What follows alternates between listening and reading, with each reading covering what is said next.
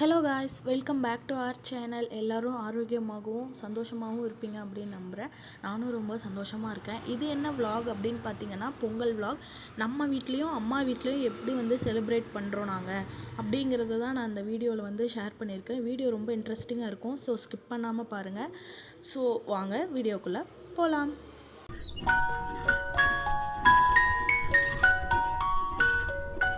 அனைவருக்கும் இனிய பொங்கல் நல்வாழ்த்துக்கள். இது தைப்பொங்கலோட முதல் நாள்.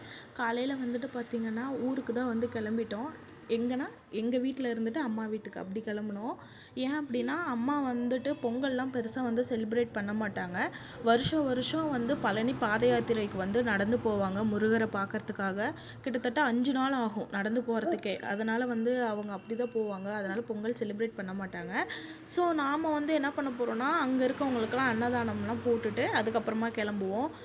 சரி நம்ம போகலாம். ஏன்னா அம்மா வீட்டில் மாடு கிடையாது. நம்ம வீட்டில் மாடு ஆடு எல்லாமும் இருக்கா. அதனால நாங்கள் வைப்போம். போன வருஷம் பொங்கல் வைக்கவே இல்லை. இந்த வருஷமாவது கண்டிப்பாக வைக்கணும் அப்படின்னு மாமியார் சொல்லியிருந்தாங்க.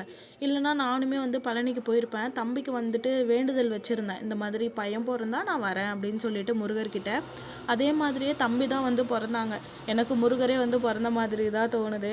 அதனால் ஃபஸ்ட்டு மொட்டையுமே நாம் பழனியில் தான் அடிச்சிருந்தோம்.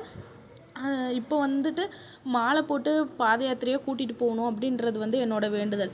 இப்போ பொங்கல் வைக்கணுங்கிறதுனால என்னால் போக முடியல. சரி ஃபஸ்ட்டு போய் அம்மா அப்பாவை பார்த்துட்டு வந்துடலாம். போன வருஷம் பொங்கலுக்கு அம்மா வீட்டுக்கு போனது இப்போ 1 வருஷம் ஆகிடுச்சு.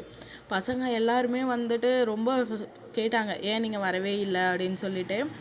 அப்புறம் அம்மாவுக்கும் பேரனை பார்த்ததும் ரொம்ப சந்தோஷம். நான் நம்ம வீட்டுக்கு தான் போவேன் இல்லையா, என்னால் அங்கங்கே அலைய முடியாதுமா, நீங்களே வந்துருங்கன்னு சொல்கிறதுனால ஊருக்கு போகிறப்பெல்லாம் அப்பா அம்மா நம்ம வீட்டில் பார்த்துட்டு போயிடுவாங்க. அப்படி தான் இருந்தது. ஒரு 1 இயர் ஆகிடுச்சு நம்ம வீட்டுக்கு நான் போயிட்டு அப்போவும் நான் ஃபுல்லாகவே அம்மா கூட டைம் ஸ்பெண்ட் பண்ணனானா கிடையாது. ஏன்னா முருகர் சிலை வாங்குறதுக்கு சாப்பாடு சில செய்யணும் இல்லையா, அதுக்கு பொருள்லாம் வாங்கணும். நிறைய ரிலேட்டிவ்ஸ்லாம் வேறு வந்திருந்தாங்க இல்லையா, அவங்களெல்லாம் பார்க்குறதுக்கு அம்மா கொஞ்சம் பிஸி ஆகிட்டாங்க. நான் சத்விக் பார்க்குறதுல கொஞ்சம் இதாக இருந்துட்டேன். அப்புறம் அப்படியே இருந்ததுனால அம்மா கூட என்னால் பெருசாக டைம் ஸ்பெண்ட் பண்ண முடியல.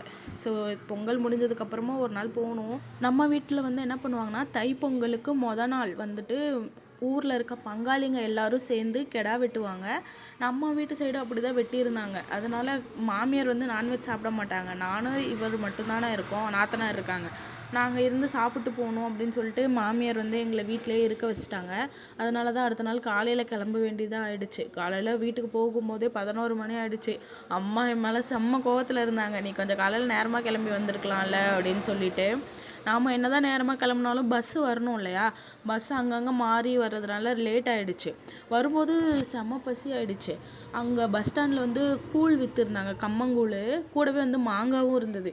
நல்லாவே சாப்பிட்டுட்டு வீட்டுக்கு வந்துட்டேன். வந்ததுக்கப்புறமாவும் அப்பா தம்பி 2 பேரும் தான் பஸ் ஸ்டாண்டுக்கு வந்திருந்தாங்க. அவங்க தான் கூட்டு போகிறதுக்கு வந்திருந்தாங்க. அப்பா நான் வேணாம்ப்பா சாப்பாடு அப்படின்னு சொன்னேன். அப்பா அப்பவும் கேட்கல, பேரன் பசியோடு இருப்பான் அப்படின்னு கூட்டிகிட்டு போயிட்டார் ஹோட்டலுக்கு. போயிட்டு ஆளுக்கு ஒரு தோசை வாங்கிட்டு சத்விக் அவங்களும் தோசை தான் சாப்பிட்டாங்க. சாப்பிட்டுட்டு அதுக்கப்புறமா வீட்டுக்கு கிளம்பிட்டோம்.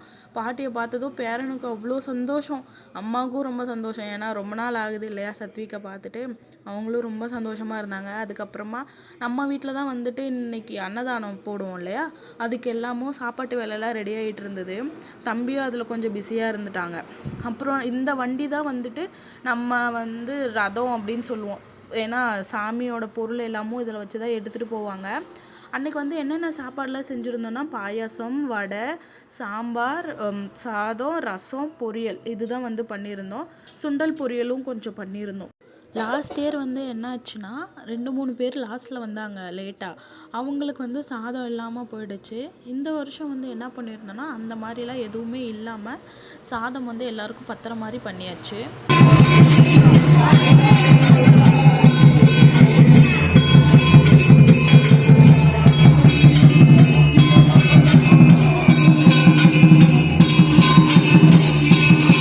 நிறைய சாப்பாடு செய்ய வேண்டியது இருந்தது இல்லையா, அதனால் சாயந்தரம் 5 மணிக்கு பக்கம் ஆகிடுச்சு. அதுக்கு மேலே தான் கோவிலில் பூஜையே ஸ்டார்ட் பண்ணியிருந்தோம். அன்றைக்கி விநாயகருக்கு பால் அபிஷேகம், தயிர், மஞ்சள், குங்குமம் எல்லாம் நிறைய அபிஷேகம் பண்ணியிருந்தாங்க. இவங்க எல்லாருமே பழனிக்கு போகக்கூடிய சின்ன சின்ன சாமிங்க. இவங்க வருஷம் நம்ம வீட்டுக்கு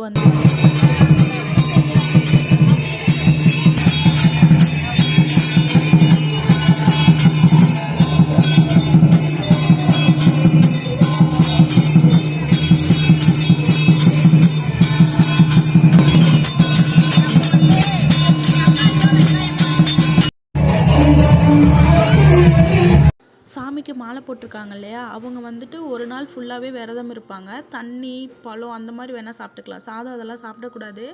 அபிஷேகம் முதல்ல வாங்குறாங்க இல்லையா, அதை வந்துட்டு சாப்பிட மாட்டாங்க. அரோகரா வந்து சொல்லிவிட்டு அதுக்கப்புறமா தான் வந்து சாப்பிடுவாங்க.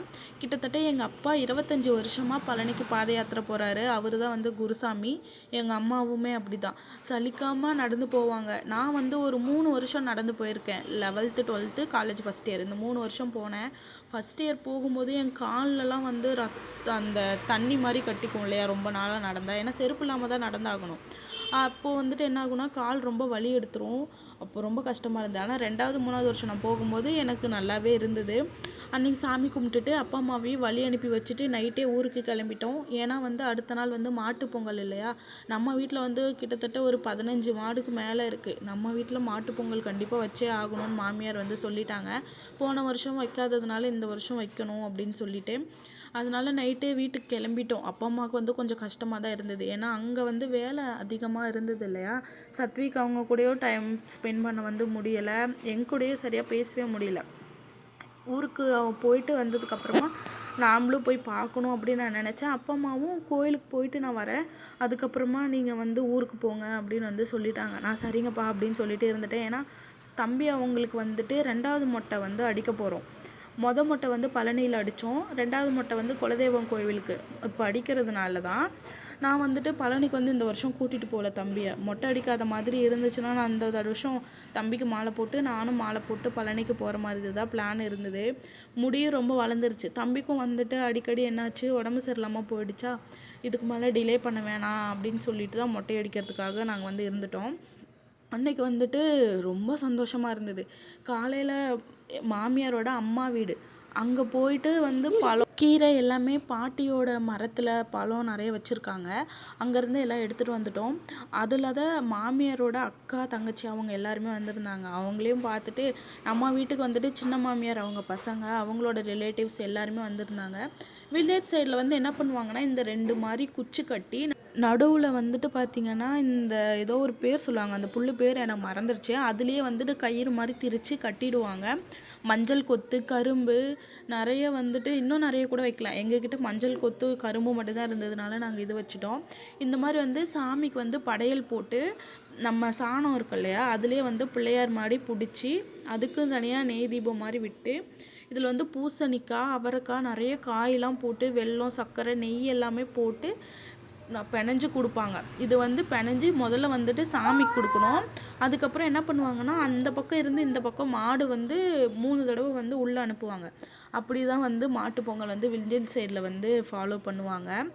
எனக்கு ரொம்ப ரொம்ப ஹாப்பியாக இருந்தது. ஏன்னா லாஸ்ட் இயர் வந்து பண்ணும்போது சத்விக், லாஸ்ட் இயருக்கு முன்ன இயர் அப்போ பண்ணும்போது சத்விக் வந்து கை குழந்தை. அப்போ அவன் அழுதுகிட்டே இருந்ததுனால என்னால் பெருசாக இதில் வந்து இன்வால்வே ஆக முடியல. போன வருஷம் வரல, அதனால் இந்த வருஷம் பண்ணும்போது ரொம்ப சந்தோஷமாக தான் இருந்தது. படையலெல்லாம் பண்ணி முடிச்சுட்டு கற்பூரம், ஊதுவத்தி, நம்மக்கிட்ட என்னென்ன பழம் இருக்கோ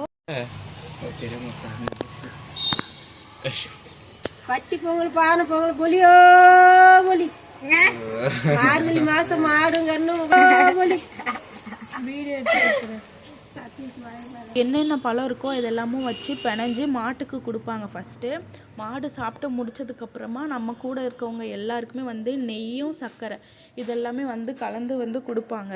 நம்ம மாடெல்லாம் பார்த்திங்கன்னா அன்றைக்கி நிறைய பேர் இருந்ததுனால ரொம்ப பயந்துகிட்டே இருந்துச்சு. சாப்பாடு ஒரு சில மாடு தான் வந்து சாப்பாடு சாப்பிட்டுச்சு, ஒரு சில மாடு வந்து சாப்பாடே சாப்பிடவே இல்லை. இந்த சாப்பாட்டு மேலே வந்து சர்க்கரை, பூசணிக்காய், அவரைக்காய் இதெல்லாமே போட்டு ஆல்ரெடி வேக வச்சு தான் இருப்பாங்க இல்லையா, பிணைஞ்சு கொடுத்தா அவ்வளோ சூப்பராக இருக்கும். ஆனால் நான் இதெல்லாம் வந்து சாப்பிட மாட்டேன். எனக்கு இது வந்து எப்படி இருக்குன்னா, ஸ்வீட்டும் காரமும் கலந்த அந்த ஒரு டேஸ்ட் வந்து இருக்கும். எனக்கு அந்த மாதிரி டேஸ்ட்டு பிடிக்காது. ஆனால் சாமி படையல் வந்து வேணான்னு சொல்லக்கூடாது அப்படிங்கிறதுக்காக நான் வந்து ஒரு வாய் மட்டும் வாங்கி சாப்பிட்டேன். ஆனால் இந்த சாப்பாடு நாத்தனாக இருக்கும், என் ஹஸ்பண்டுக்கும் ரொம்ப பிடிக்கும். எல்லாருமே நல்லபடியாக சாப்பிட்டு நல்லபடியாக பொங்கல் கொண்டாடி முடித்தோம். ஸோ அவ்வளோதான் இந்த வீடியோ. தேங்க்ஸ் ஃபார் வாட்சிங்.